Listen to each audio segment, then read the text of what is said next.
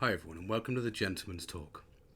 I'm doing something a little bit different today. I'm talking on a video podcast as well as my live podcast to try and reach a bigger audience, try and get a bigger footprint because I enjoy this, I love this, and I want to be able to reach a wider field, get more people involved, listen to more stories and understand more stories. And hopefully by the videos I get you to see the face behind the voice that's been talking to you for the last 8 months, if you're listening on the video podcast on YouTube on the Gentleman's Talk, or if you're on the podcast as I record, then jump onto the video if you want to see the crazy fool behind the voice that's been talking to you with my dulcet tones. Let me introduce myself again. So I say again because I've introduced myself on my podcast before, but I want to give my new video my video listeners, or video watchers should I say, just a chance to understand who I am, what I'm about and why I'm talking about mental health. It all stems really from about 14 years ago. So my name's James Littlejohn. James Dean Littlejohn. Yes, that is James Dean, the rebel without cause. My dad and mum were a bit crazy. And yes, Littlejohn as in Robin Hood. Although if you look back, I think it's called John Little, but hey, we're not going to get into history on this one. And basically, almost 14 years ago to about 11 years ago, between that period, I had 3 head-on collisions. Not my fault, but I used to commute to work, so I had no choice. I had to jump back on the horse. And so to speak, that was the beginning or the demise of my mental health. And it went unnoticed for around about 5 or 6 years. So, and it's kind of developed, and it developed into bigger problems. It developed into anxiety, PTSD. I was finally diagnosed with severe PTSD, permanent, and anxiety and depression. So it's been a tough battle. And to put it bluntly, the reason I'm here is a mixture of reasons, really. About October time last year, I did try to do something similar. So I tried to do video podcasts. What I did was I was on holiday. I didn't feel comfortable. I didn't feel happy with myself. But I'd had enough of feeling low. And I wanted to know how to make myself happy. And I just didn't know how to do that. And ultimately, I was sat on holiday. And I was thinking about my family. I was thinking about my dog. Or my dogs, should I say. And I was thinking about how much they made me happy and how much I missed them. So I decided last year that I would chuck myself out there and do a live video podcasts to ask for a GoFundMe for not a silly amount, but a very silly amount, $750,000, because I was ambitious. I just wanted the money. I knew it'd be successful. I had ideas coming out of my head with what I was going to do, environmental sustainability. I was going to give back to charity. I was going to help other organisations, and ultimately that was my goal. My goal was to just sell myself as a person to donate to. Unfortunately, around about November time, I got some bad news that people were talking about my video podcasts and my mental health instability as a problem, and it started to potentially impact my job. So I didn't feel comfortable with that, and I got told from basically an inside source that they knew about it, and they were like, "Are you doing these?" And I sort of said yes, and they went, "Is it about your mental health? Is there anything you want to tell us?" And I was ambitious. I wanted to get promoted, so ultimately I had to stop doing that. Now, that led to the demise even further, because I'd done something, or I'd found something that I enjoyed. I enjoyed talking about mental health. I enjoyed talking about my journey, what I've had to endure, but ultimately not just that from a selfish perspective, but more how I want to come out the better side, or the other side, and deal with my mental health and be a better person. So unfortunately, when I found out the bad news, that led to my 3rd suicide attempt.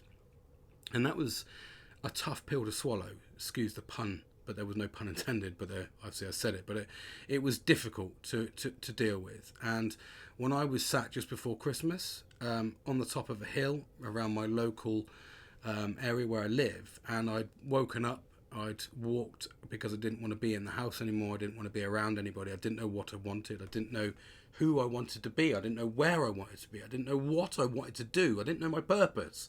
Can you imagine that draining my brain? And that's what it was. And it was 2 o'clock on a early morning when I went, I can't do this anymore. I just don't want to be here. And I went up and I took a cocktail, so to speak, of drugs to not be here anymore. And I had an epiphany that this wasn't the right thing to do for me. And I think it was more of a cry for help for me, because I had vodka with me, and I threw the tablets back up and ultimately was a bit drowsy for a couple of days and decided that would be, I needed to sort this out. I needed to grasp it. I needed to get hold of it. And at the same time, I knew there was an element of me that enjoyed doing the podcasts, or enjoyed talking about my mental health and trying to help other people. I felt that was where I needed to come from. So I decided in January, not as a New Year's resolution, none of that tripe, excuse me, but I do think it's tripe. This was genuine. This was like I wanted to change my life. And I didn't know how to do it, but what I did know is I enjoyed talking about it and I enjoyed engaging with other people. So I started a podcast, The Gentleman's Talk, and that's where this podcast has come from, and it's just grown into what I want it to be. So I jumped onto TikTok doing little tiny videos, and I've jumped onto YouTube now to do videos on YouTube and mixture it up so I get a visual and an audio representation of what I want to talk about. And in January, I decided to do that. I decided to grab the bull by the horns and talk about my mental health and talk about ADHD, which I was recently diagnosed with as an adult, I'm learning a lot about that. So you'll hear about that in my journey. PTSD, permanent for the rest of my life, and how I'm dealing with that. And ultimately, depression and anxiety and the crippling effects that's had on me. And I've spoke about this in almost 100 hours on my podcasts of tips, tricks, ways that I've dealt with it, ways that you can deal with it, and ways that you can hopefully manage it and grasp it. So, and that's where this was born. This is where this whole journey has become. I've come from having car crashes that weren't my fault, that developed into being undiagnosed, that then grew into finally being diagnosed with PTSD after almost 6 years of struggling, to 38 therapy sessions with a cognitive behavior therapist, EMDR training. So that was almost like a hypnosis type thing they used for very traumatic experiences. It failed on me dramatically.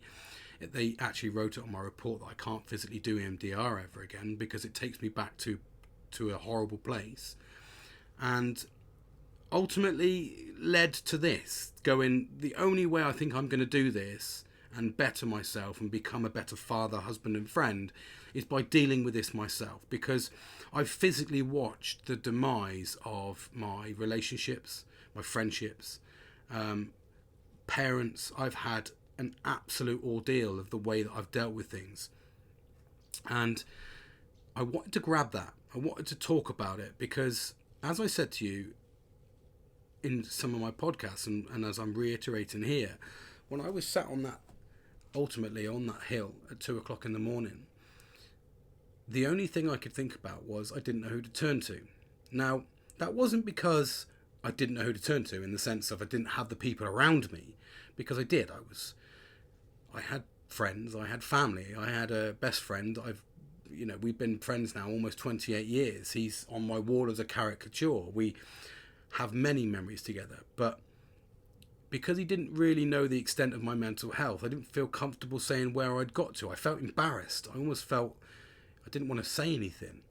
And even though I've got a brother who's very similar in his everything, we almost could be twins, and I've got a very close father. So that ultimately led to me thinking, well, if I can't talk to them, why can't I talk to them? And ultimate seems to be the word of the day for me. But the main reason that didn't resonate, or that resonated with me, and I didn't feel right, was because why couldn't I talk to them? And ultimately that's because men are trained and taught to just get on with it. And what I'd done for the last 11 years is I'd just got on with it. I just turned my head into work, Work became my primary focus. I became the model employee, if you like. But it was only until the end, until this final time in December 2021, when I went, this is enough, I can't do this anymore, that I said I need to change. And like I said, this gave me purpose. This is the podcast. This is me talking, engaging with other people with other similar problems. I've met loads of people, and that's transpired into actually finding 2 other additional very good friends of mine, which are absolutely amazing. So I grew into understanding, and it was all on the back of mental health, talking about mental health.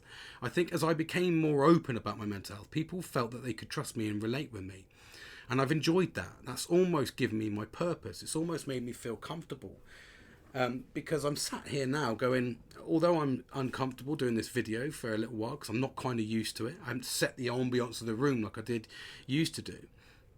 But it's a start, isn't it? It's a starting pot. It's a starting block. It's you have to have a starting point to better yourself. And although I better myself in my podcast, doing a video podcast and getting everything right is going to take me a while to understand the dynamics of how it looks. I mean, I know for a fact now that I'm worried about the reflection in my glasses, and these are the type of things when really I should just be worried about the content. But that's my overthinking.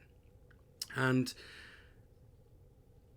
that is ultimately where this has come from. This has stemmed from car crashes, not being able to talk, blocking myself up and just getting on with it. And that was the demise ultimately of my mental health. So I wanted to challenge that, and I wanted to better myself from that. And that was easily achievable when I knew what to do and what I found fun, what I found exciting. And what I found fun and exciting was talking openly about this, because nobody does. Men are inherently bad for not talking about their mental health and letting the demise of their mental health just dictate who they are and plan their day. You can almost see when a man's not quite comfortable or stressed or has really, really down days because of the way that they come across, quite aggressive. And that's certainly what I did. I was very aggressive. I was very overpowering and ultimately not a nice person. I was a nice person in hearts of heart, but the depression led to that. The depression led to me being a person I wasn't anymore. And the only way that I could see that there was a way out from that was to not be here anymore, was to just end it, just slowly go. It's crazy how your mind thinks that that's the only way you can go. And the statistics are that high for male suicides that is the problem, because we don't know where to go. We don't talk about it. We think it's a sign of weakness. And I've even seen on videos recently that people are saying that if you talk about your mental health, you're weak. You need to be a man. You need to shut that down. You need to be a barbarian. Now, I'm not exactly small in stature, so what does that make me then? Just a large, weak man, does it? No, because I'd rather be weak and talk about my mental health and better my mental health than I would sit there and ignore my mental health. Because I've done that for 11 years. I've ignored my mental health and I've been a horrible person. As I've said to you, I've lost relationships, friendships. I've lost partnerships with my fathers and mum, and it's taken me the best part of 18 months to try and rebuild that. And that's what this journey is about. It's about nurturing that and talking about mental health and being open and honest. And something as simple as, I say simple in the loosest of terms, but something as every day as a car crash has ultimately led to me changing characters, being a completely different person, having anxiety, which I never had. I never had an anxiety attack. I'd never sit there and wouldn't want to go places. But I have. I've ultimately given so much up because of mental health. But I'm here to change that, and that's what this journey's about. That's why I'm talking on podcasts and video podcasts, because I want to change the mindset of the people. I want men to understand that they can talk, and it's not a sign of weakness. You can still talk about your mental health and go to the boxing ring and smack 7 shades of shit out of somebody. It doesn't really matter. You can still talk about your mental health and jump into an F1 car and do ridiculous speeds. It doesn't make you a weaker person. It doesn't make you less of a man by talking about your mental health. What it does is it gets you in tune with yourself. It gets you in tune with your personality, gets you in tune with what makes you work and what makes you tick. I have been told on many occasions that I love the sound of my voice. So what better way to try and give myself purpose than to talk about mental health, something I'm so passionate about, because I've endured the very, very bottom of it. The only bit I haven't felt is the final bit, because I haven't let myself get to that point. I've tried to remain strong.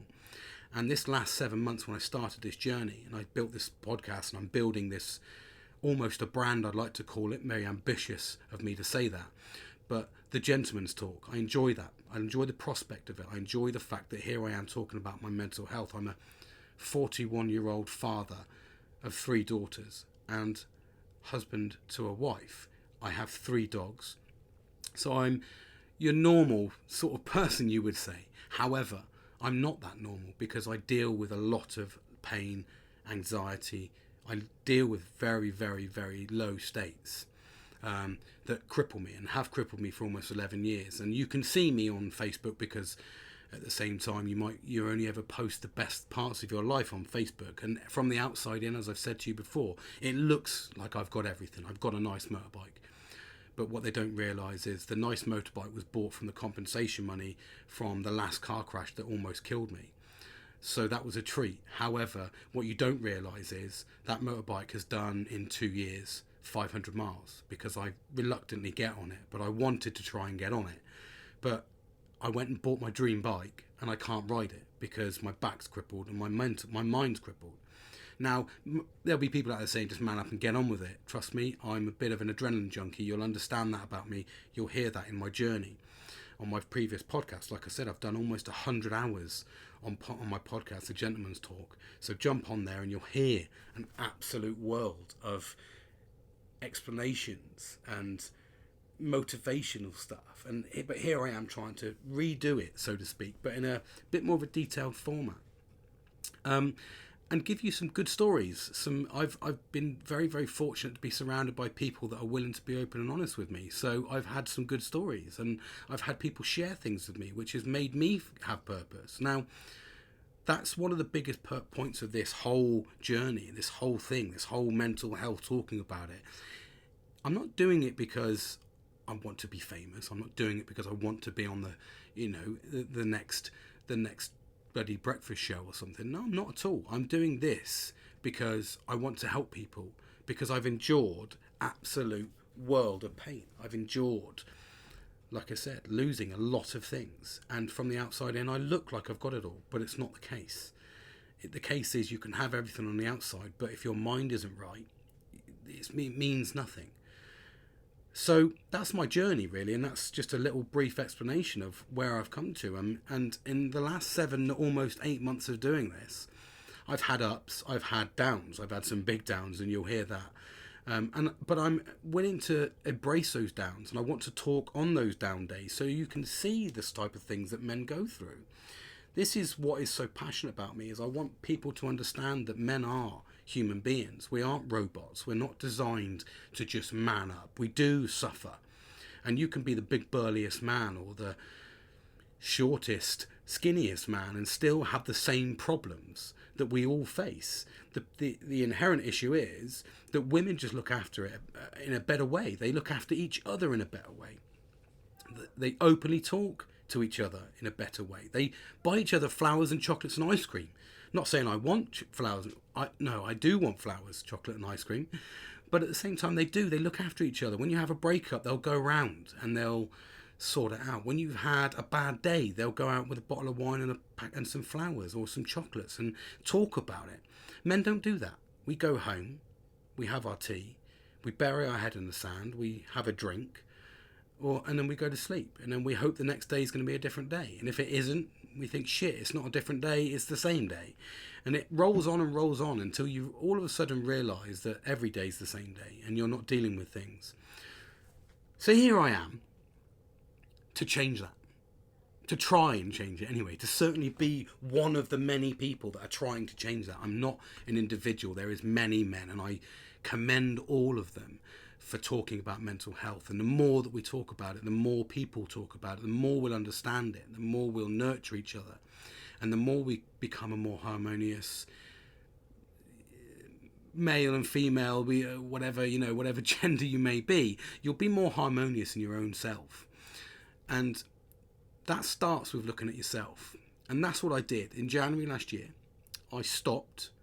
I went, I can't do this anymore. I can't get to the point where I'm trying to recover from doing something as silly as trying to let myself go and trying to give up. I didn't want to give up because I didn't want to be one of those very high statistics. I wanted to be something different. I wanted to make a difference. But I needed purpose. And I got my purpose when I spoke on this. And I enjoy talking about this because I don't think that we talk about it enough. And ultimately, see, I told you ultimately is my word of the day. But ultimately, that is what's caused a lot of my heartache over the years. It's caused a lot of loss over the years.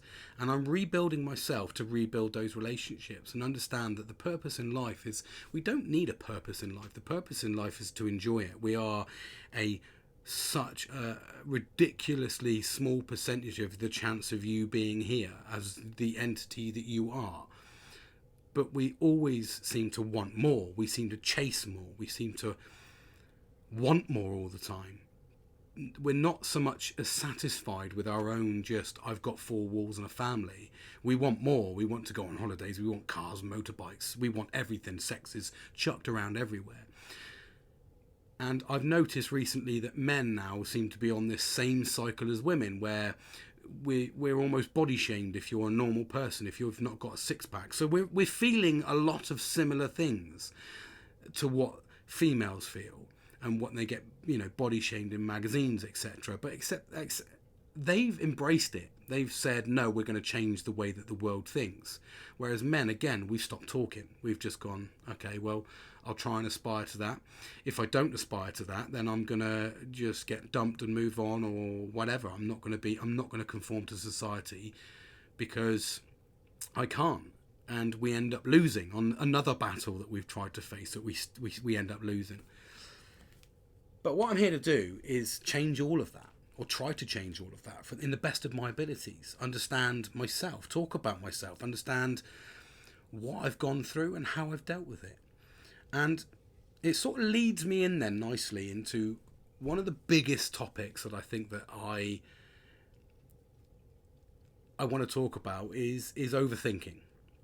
Now, overthinking is one of the biggest things or the biggest problems, I think, inherently with everybody. When you overthink a situation, it distorts your perception of the outcome massively. It changes your perception because you're overthinking everything. Now, overthinking comes with a positive and a negative.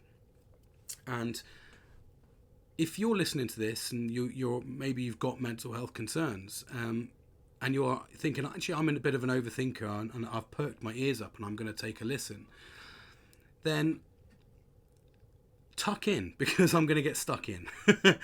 And I've spoke about this as a broad spectrum, but I want to give it a little bit more detail because there's 2 aspects to overthinking. There's some positives and there's some negatives. And sorry, let me just pull that back a little bit to get a bit more light. And I'll talk about the negatives first because I think that that's a good way to do it, because you can hopefully relate to the negatives. Now, overthinking, like I said, distorts your perception. You overthink a situation. You look at scenarios and you think the worst straight away. I know you do. I do. That's what I do. It's why if I receive an email from a boss, it might be in a certain context and I'll overthink it.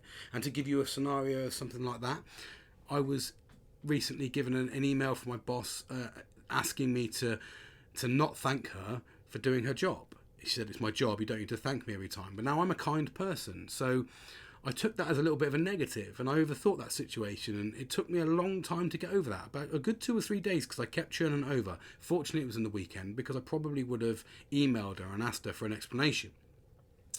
But that's just a little typical scenario where I've spoke about my mental health, and ultimately that was the demise of it in that situation. Again, I stressed myself out. I overthought the situation. I've done it with text messages. Text messages will come through and I'll overthink the text message. And I'll be like, oh, well, maybe they mean this, maybe they mean that. And that's really why I hate text messages, because if you're an overthinker, text messages or emails can be horrible, absolutely debilitating. And overthinking a situation can ultimately lead to relationship failure, friendship failure. You might look at your friend and go, he's not invited me, but he's gone somewhere. Why hasn't he invited me? Is it, well, you'll go into this whole whirlwind of scenarios of why you think he's shut you down.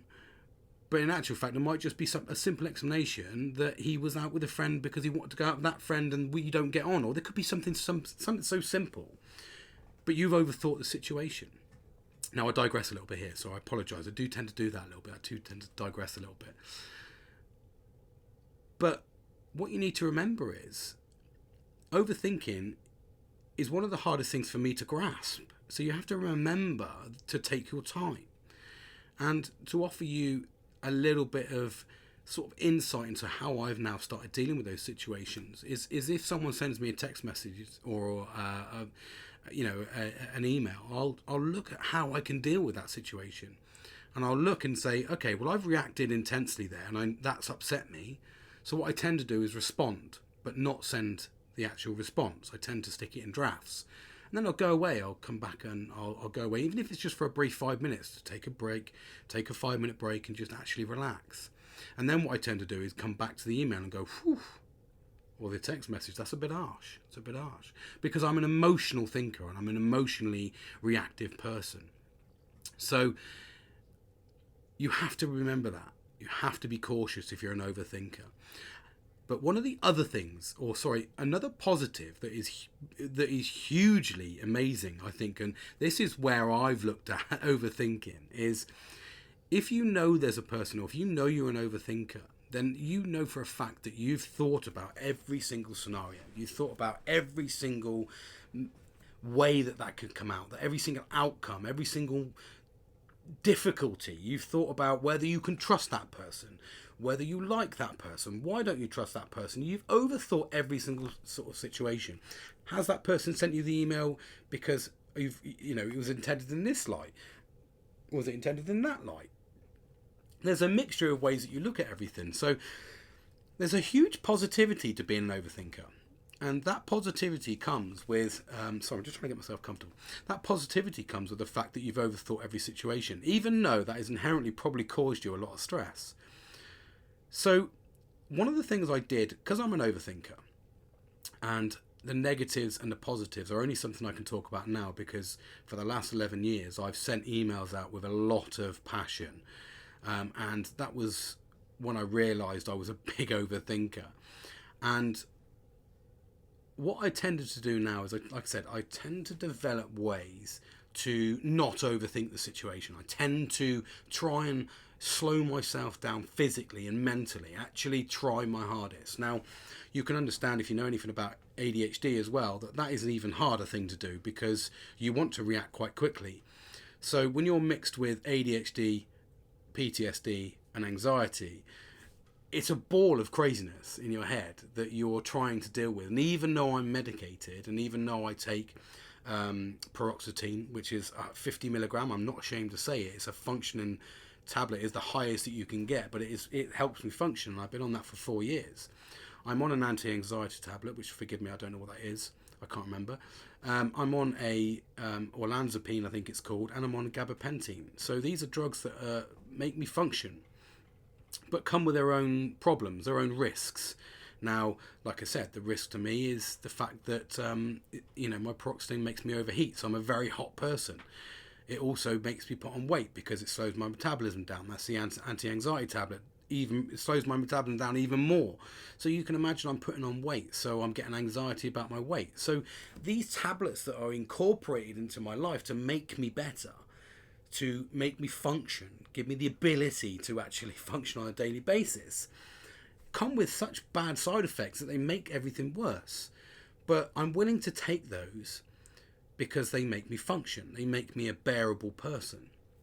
So what I'm trying to do now is I'm trying to better myself, and that's where this whole thing comes in, and that's when I'm trying to grasp. So the overthinking situation is, how do I stop myself from overthinking? Well, I can't stop myself from overthinking, but what I can do is control it.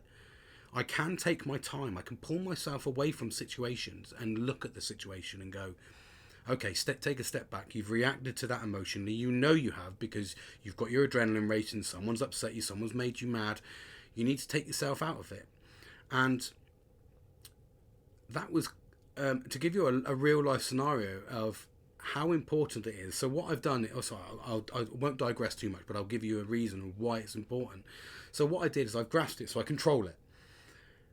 And then what I've also done is I've spoken to the very closest of people, including colleagues, as in I've only known my new colleagues 3 months, and already I've gone straight in and gone, guys, I want to lay it on the line with you. This is what I suffer from.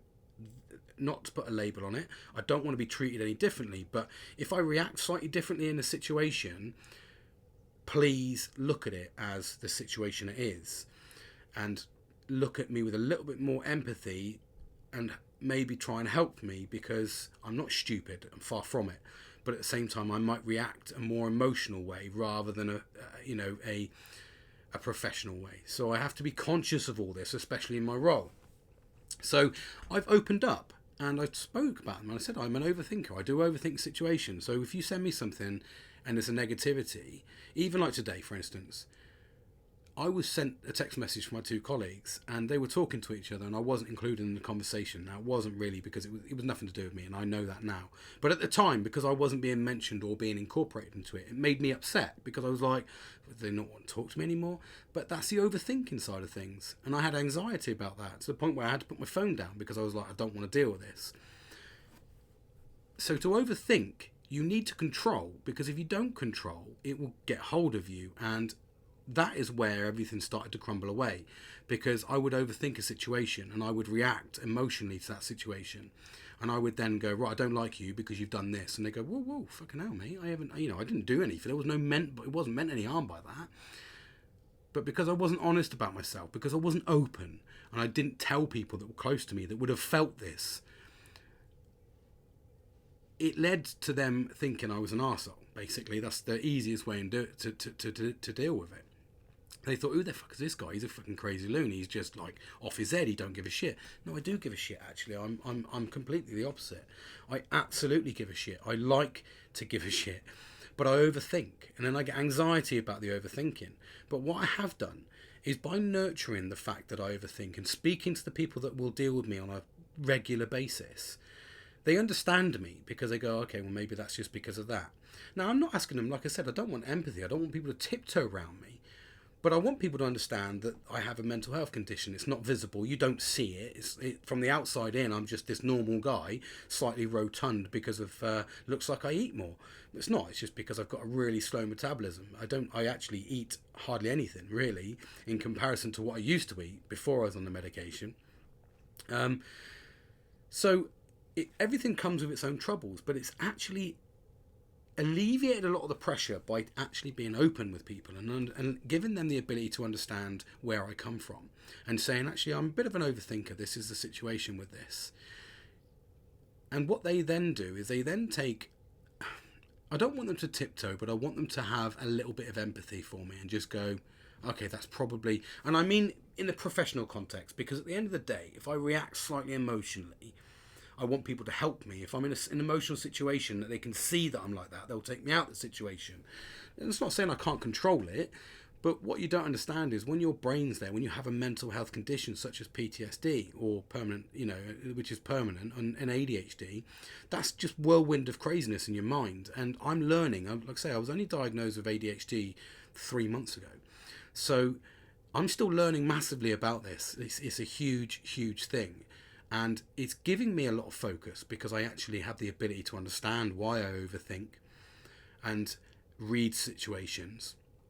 And one of the things that came back to me was my friend, actually, a very good friend of mine, turned around to me and he said, do you know there's another positive to the fact that you're an overthinker, and he exploits it. And he openly said, I exploit it, actually.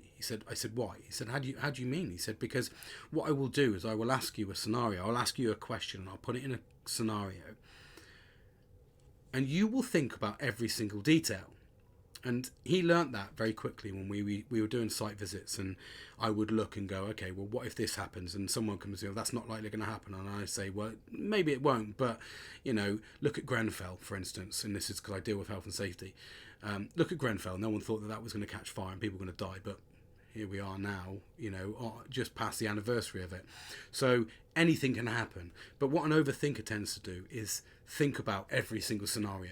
And I'll think about that in friendships, in relationships. I will have already, if you're a friend of mine, I would have already looked at every detail about you, and I will be constantly analysing you. Now, that's not through hatred. That's not through, oh God, fucking hell, I'm going to avoid him now. He's been a bit of a dick. It's just the fact that I'll understand them more. And that's what I've sort of failed to do with myself, really. I failed to understand myself, and I just helped other people. So if you're an overthinker, then absolutely don't worry about it. What you just need to do is grasp the fact that you are an overthinker and control it. And that's what I'm learning to do. And along this whole journey, this whole mental health journey, I'm trying all sorts. So I'm learning to control the overthinking. I'm controlling the emotional side of things. I'm trying to control the anxiety. I'm trying to get out there a bit more. I'm just trying everything. I'm taking up a new hobby. I'm removing an old hobby that I used to do. I used to do wakeboarding. Realise now I can't do it because of my back. So what I've done is I moved across to a more manageable sport, which is golf. So because I need to keep my mind occupied, I need to keep myself focused on something.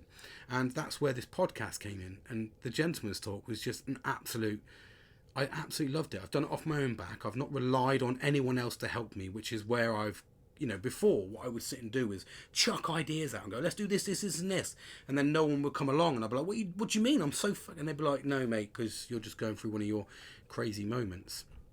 And I'd be like, maybe. But at the same time, this is the longest thing I've stuck to. And I've stuck to this for 8 months. Why? Because I actually enjoy it. Yes, there's days where I don't want to post.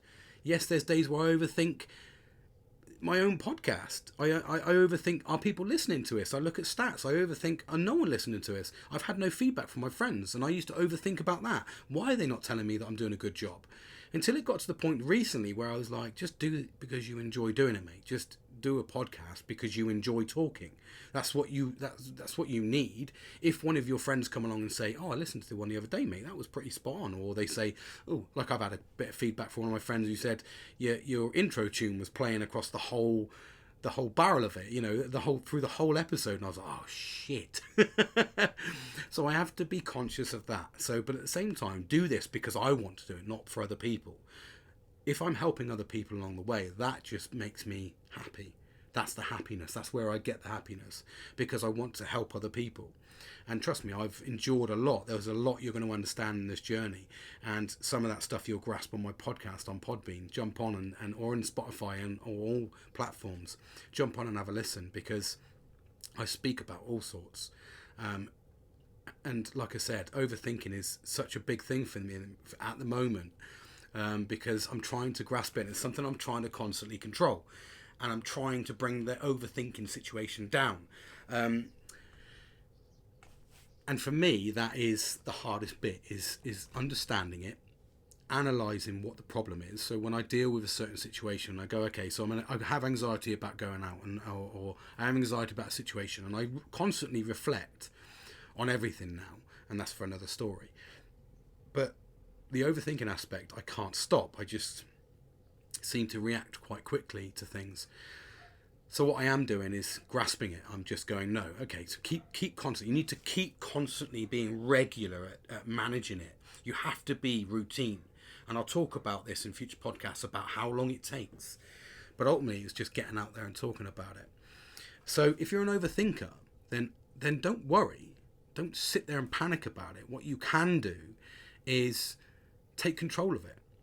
And by taking control of it, I mean understanding yourself. Look inwards and find out what you're overthinking about. Put yourself into those different scenarios and go, okay, well, I overthink about my relationship. Okay, why do you overthink about your relationship? Well, I don't feel comfortable, or I don't trust, or whatever it might be. Then try and build the trust. That's the first thing you have to do, is try and build the trust. So you would ultimately go to your partner and say, I this is how I feel. And you'll get your mind put at rest? No doubt.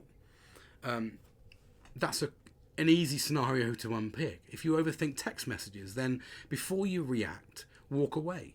And I always talk about pushing away the negativity and holding on to the positivity. So, but if you do overthink any situation, find out why you overthink and try to undo the overthink process. If you can't undo it, and like me, emails and stuff like that, I can't stop emails. It's part of my job. I can't stop text messages. It's part of my life. It's part of everyone's life. But what I can do is control how I react. And that's the key part here, is controlling how I react. So if you're an overthinker, just try and control that act. Try and take control of what is making you overthink. And by doing that, you will then move forward. You'll progress. You'll understand yourself a bit better. And just keep adapting and reviewing. Adapting and reviewing. It's crazy, but we talk about this in the whole of everything I deal with on a daily basis. I deal with health and safety. So we talk about, and I won't bore you, the old plan, do, check, act. And it's all that cycle. And it's always about implementing something. So planning to do something, doing something, checking that something's working, and then reacting again or acting. And it's no difference to mental health. You can almost put that same scenario, as geeky as that sounds, into how you deal with mental health. So plan what your problem is. So we're talking about overthinking here. So plan why you overthink. Check, plan, do. So do the problem, actually implement it, get it in place and say, right, I'm going to take control about it. Check it. So that's a review of it. Do you need to review again? Are you grasping it enough, or do you need to take control of it a bit more, or are you taking control of it too much and just relax a little bit and then act on that new review? So that is basically the principles of risk management. There's no difference to incorporating that into your mental health. Hence the reason why mental health and well-being is actually incorporated now into health and safety, because it's a similar trait. We have to do a similar thing. And that's probably why I find it so easy to talk about, is because I'm relating to it, the process that I have to go through on a daily basis. I have to incorporate that on my work. So it just combines. So it's really key that you manage that. So if you're an overthinker, then just follow that cycle and see if there's a way that you can grasp it. Stop the overthinking. Don't look at it as a negative, though. Like I said to you, there's a huge positive to an overthinker. You've already thought about every situation. Now, I overthink even just the basics. If I'm traveling somewhere and I'm going somewhere for the day, I need everything in line. I overthink the worst case scenario. Say, for instance, I'm going to the city for my job. Then I will overthink the train. What if the train breaks down? What if the train, it stops at a junction, doesn't go any further, and I have to get onto a bus to go to a different place? I think about all these things. When I get to there, do I have to go to the bus or the taxi? Where am I going to? I need to look on Google Maps. I overthink everything, and that alone is exhausting. And what you don't realise as an outsider looking at an overthinker is that is what's going through their brain 24/7. They are just a mash of craziness. Now, if you put yourself in that scenario for just 5 minutes, it will overwhelm you. We're used to it. I'm used to overthinking a lot of situations. But it doesn't make it easier. It just, if anything, makes me more inherent and more susceptible to stress, because I'm constantly living in a stress bubble. So I'm trying to control that. So if you're an overthinker, try to control it. Look at that same incorporation of what we do for risk management. As boring as that sounds, it works. Plan, do, check, act. There's no difference to that. It's a cycle. And in that cycle, you'll hopefully grasp your overthinking, find out what is making you overthink. I'm going to leave on a little bit of a positive story, because I got a positive note from my friend this morning, actually, and he's been a little bit of an inspiration for me of recently. One of my friends who I engaged with through mental health, we had similar. It was actually a bit of a funny story. I walked into his office one day and he had a sad lamp, and I said to him, "Oh, you got a sad lamp? What have you got one of them for?" And he said, "You know what it is?" And I was like, "Yeah, it's a sad lamp, mate. You normally use for vitamin D deficiency or mental health, and it helps you get the sun rays that we lack in the UK." And it got the ball rolling. Anyway, we built a friendship, and we've had a good friendship since, which has been over a year now. He fed me an amazing story. As I say fed, he delivered me an amazing story this morning, and that was my man Billy. And he's been a bit of an inspiration for me in the sense that he's been trying new things, and I very much thrive on my surroundings. So if people are doing things around me, it spurs me on. And he's decided that he would initially got into fitness, and I was very fortunate. I had two of my friends get into fitness at a similar time. One was dieting as well, so it helped me to grasp. So I started running about 3 weeks ago. I say running in the loosest terms. It's 3 to 4k now, I think I've got it to. So I'm not breaking any marathons. I'm not a Mo Farah, as they say, but I am making changes to my own mental health by releasing those endorphins, by getting out there and doing the exercise, feeling good about myself, trying to control what the medication is doing, which is slowing down my metabolism. So I want to continue to try and get some of this weight off and feel comfortable about myself. But anyway, I digress massively. But he came to me with a story, and the story was he's just taken up diving. And he did his first diving course. Now, he's done diving before, so this is a fairly easy story to talk about in the sense that he's done it before, so he didn't have to do the basics. But what he was a rescue diver, and he was just told to jump in the pool and crack on. And as he was swimming, he was the lead diver. As he was swimming, it's only in a pool, so but it's a deep pool. But it's similar scenario, similar situations. And anyway, the person behind him who was his, who was diving with him, his air valve or his I can't remember what they call it, but DV valve is what I think it's called. It detached and basically started flooding air into the pool, and he was losing his air. So he managed to put another one on, but of course, because he'd lost his air, he didn't have his buoyancy, but he had these weights on. So my friend Billy decided to kick into gear his training, and ultimately went over and released his air so he could rise to the surface, and he brought his friend to the surface. So very rewarding little story there from my friend, who was super proud this morning. He spoke to me and he was like, dude, I did this morning. And I was like, mate, you are absolutely getting a mention, because that's a proper little hero trait there, mate, to jump into your first dive in a long time, and you end up pulling someone out of the water. So just goes to show that his little inspiration makes me smile. I've got a smile on my face right now. But yeah, I'm surrounded by these people that are doing these good, positive things, and I've got an amazing weekend planned. I've got my best friend coming over on Friday as well, which is going to be absolutely fantastic, because we get to talk. I'm helping him with a job interview, so it kind of coincides with a little bit of a let's have a couple of gins afterwards. But yeah, so here I am, really. This is an introduction for my video and a carry on for my podcast. But ultimately, thank you very much for listening, of course. And I'm hoping you'll continue to join me on my journey. Like I said, I'm on podcasts on the one you're listening to on the podcast, which is on the Gentleman's Talk. I'm on TikTok on the Gentleman's Talk, and I'm on YouTube on the Gentleman's Talk. It's a lot of Gentleman's Talks there. But ultimately, one of those platforms you can jump on, and if you want to see the video of me, jump on YouTube and see the bearded wonder, as they say, straight from the circus. But thanks for listening, and I really look forward to the next video and podcast coming out later this week. So take care, everyone, and I'll speak to you soon.